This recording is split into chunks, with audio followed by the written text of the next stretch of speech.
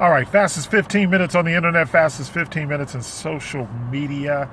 My name is Judson Powell, and you can hit the like button, the subscribe button, all those buttons. Thank you. I want to talk about the movement right now, talking about defunding the police.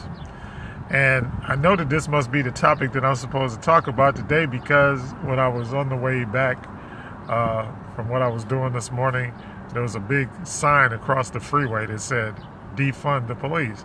And then one of the first things that I saw when I picked up my phone this morning was defund the police. So y'all not gonna like me anyway. I got I don't have a lot of haters. I got haters, but I don't have a lot. So y'all might hate me because of this, but I disagree. And the reason I disagree with defunding the police, because look, y'all, there are criminals. Everybody black, everybody white, everybody Puerto Rican, everybody Mexican, whatever. Everybody is not honest. Okay, let's just get that out there. There are good and there are bad people in every race, creed, color, every profession, every religion, everything. There's always bad people. So defunding the police is not, because there are people out there that rape and murder and rob people, and use guns and stuff like that against people. There are some people that need to be in jail. Trust and believe that. So you don't want to defund the police, because we need to do is reform the police.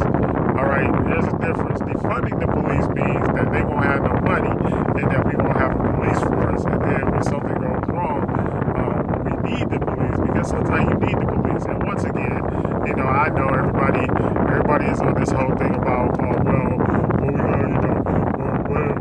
there are no good cops because the good cops don't tell on the bad cops and all that. But y'all gotta understand, there is a very sensitive dynamic when it comes down to the police. And here's the dynamic: the good cops don't tell on the bad cops because of something called friendly fire. You gotta depend on that person. If you're in a precarious situation as an officer, you have to be able to trust that that person has your back. If you're going around snitching on other officers, guess what? Chances are, and they know it, they're not going to have your back, especially if somebody is shooting at you. So I am disgusted by police brutality. All right, I don't like police brutality, and I don't believe that police brutality is warranted at all. Okay, so don't get me wrong. This is not saying that I condone police brutality, because in no way, shape, form, or fashion do I promote police brutality. But the difference is that we got to figure out another way to get accountability. Defunding is not the way to get accountability, because that's just going to dismantle the entire thing. So then what are you going to do when you really need the police? When you call the police and somebody's breaking in your house, or when somebody when somebody is being raped, or you got these crazy guys running around here who are mass murderers and all that kind of stuff. You gotta we need the police for that. We don't need the police to pull us over and beat us upside the head or step on our neck for over 8 minutes and kill us. So, but here's the thing. I believe that is more systemic from the top. And here's what I mean. Anytime somebody is involved in brutality or in a shooting or anything like that, I believe at that particular point that they should never be on the police force again. All right, that's one of my first things, because it was just like I described. Like it's like an animal. What do you do with the animal after they bite somebody? 9 times out of 10, they put them down. And the reason why they put them down is because now they have the possibility of doing it again, because they've already done it. And I described it as being like a rabid dog. Once they get the taste of blood, then it's kind of hard to stop.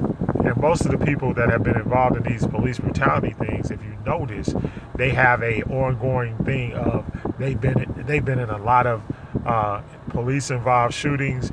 They've been in a lot of different lot of different situations. They have been cited for brutality in the past. So I think that whenever they get in any type of altercation where they have to be called up, they should be relieved of duty immediately, and they should not be reinstated. And and see that it's almost like a bee. A bee knows, like, hey, if I sting somebody, I'm dead. So the same thing should be true for them. If they, any officer involved shooting, anything like that. Now, if it's found out to be justified, okay, give them a pension and let them go on their merry way. But at least they won't be back out on the street threatening the lives of other people. The other thing is like the reorganization, excuse me, and the fact that they don't really need to have, because I've noticed another trend. The other trend is that it seems like the police unions are the ones that support all of this stuff. And I just don't think that at a certain point, okay, who cares what the police union is saying? We're talking about people's lives. So, and especially up in Minneapolis, I've been noticing how the police union, how the leader of the police union is really like so against George Floyd. It's unreal, So I just don't think that those people should be involved in the situation. As a matter of fact, I think they should get a representative, and they should get an independent mediator in order to decide, the fate of these people. The other thing is, the other problem is that, like I said, defunding doesn't change the problem, because then, and you know what else is going to happen? Because then you're going to actually get worse people. Part of the problem is that first of all, they don't receive enough money. They don't receive enough training. One of my frat brothers posted about that yesterday, and he was talking about how, people that are paid the least amount of money to do a very difficult job, and especially a job where they're coming out under a lot of traumatic situations all the time, it's a problem. It really is. It's a problem because they're not getting paid a lot. They're under a lot of stress, and so what you're doing is you're making an incubator for problems to happen, because the stress level is not going to go down. The other thing is that they need to keep on and reinforcing training, diversity training, training about how to do and how to police. Basically, because that's one of the problems. I remember when I was young, and a lot of people when we were younger, what happened was it was always the cops were in the neighborhood, and we knew the guys that were the cops in our neighborhood. Now, did some of them bother us? Of course they did, but at least one thing, we knew who they were. They knew who we were. Okay, and so they knew inherently who was a criminal, who was like really a criminal, and who they would be like, oh, just slap on the wrist and send home to their mama. But that's not true anymore. All right, so they don't know, and you have to understand, you have to look at it from both sides. Now I'm not condoning, like, once again, I'm not condoning police brutality, but you still have to understand that everybody has a job to do, and the job is very dangerous, because just like they ran up on George Floyd, they could have ran up on somebody who was armed and dangerous, and so they still have to be prepared for either situation. But when the person is not armed and dangerous, there's no reason to put them in a chokehold or to step on their neck or anything like that. And I think those are the issues that need to be reformed. It's like what is a situation that condones the use of deadly force and what is not, so that they have a clear understanding of, here, this is a situation where I need to use this force, and this is a situation where I don't, because passing a $20 bill is not a situation where somebody should die, especially when you already had the guy in handcuffs. And that's why I think it's just first degree murder. I don't even agree with the second and third degree murder charges and stuff like that. It's first degree murder.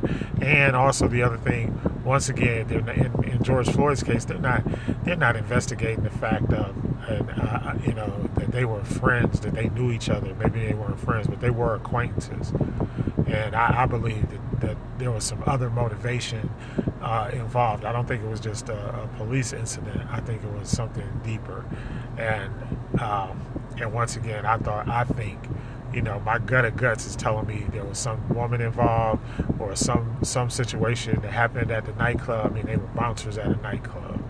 So I believe there was some situation that popped off, and I believe that the officer was, trying to retaliate against George Floyd. I don't believe, because not for a second. And then the additional footage that has been released. I mean, the man was actually in the police car. So I don't know what the Attorney General, what his office is thinking, and all that kind of stuff. I have no clue. I don't have a clue, but I do know that this instance is not an instance that should have drawn anywhere near deadly force. I mean, you pass a $20 bill. I mean, even, how much did the shop owners, like, that was a little extreme, and then to come to find out that the $20 bill was actually real. And there was actually no crime committed, but this man is dead. So that's why we have to come up with a system of knowing. And the other thing is, anytime you got four cops with guns, and you got one suspect, I mean, why are you using deadly force? Why? There's no reason. But I still don't think that the situation warrants to defund the police. I mean, that's a little drastic. And I know. And see, the other thing is, tensions are high. People are upset, people are mad, and all that kind of stuff, and people are emotional, and there's a lot of stuff going on right now. But we have to come up with practical solutions that will work in the future. The other thing is, the social media, and the fact that we do have cameras, and then the fact of the matter is that a lot of these incidents, they should be being filmed. And we've been noticing that a lot of these police chiefs, a lot of these police union people, and everything else, what have they been doing? Or some of the policemen just on their own have been turning off the body cams. So that's another thing. That should be, you should get punished severely for not having that footage. Every single situation, everything that should be recorded. I mean, we live in that's the times we live in. It's not far-fetched. And that's why I was saying that social media has fueled this a lot, because a lot of things we would have never known. If there was no footage of George Floyd, guess what? If there was no footage of Ahmaud Arbery, guess what? We just have dead people, and nobody would be in jail. Nobody would be in jail. And then the other thing is, we need investigations, and all this money that's being collected, we need to use that money for investigations, because if these people did this time, how many times have they done things like this and didn't get caught and it wasn't videotaped? How many times? Just like with the Ahmaud Arbery, that guy hadn't had a license to police, in years. But yet still he was going out arresting people, and killing people and whatever. So when he was an investigator for the district attorney's office, how many people did he arrest, or how many people did he trump up charges against and stuff like that? Those are the things that money should be being spent to find out how many innocent people are in jail, how many innocent people are behind bars and didn't do anything, and based on this guy's, based on somebody's, just lying, how many people are in jail. And I think we've noticed that even with things as far back as the state of Illinois suspended the death penalty and all that kind of stuff, because we don't know. And right now, which is another reason why we have to vote Trump out, because we have nobody that's following the law. So the Department of Justice should be doing thorough investigations of all this stuff, and everybody that's been involved. But they're not, because we obviously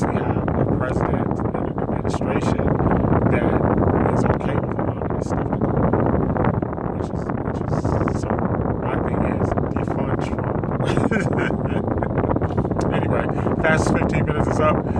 Hit the like button, hit the subscribe button. I love you. Bye.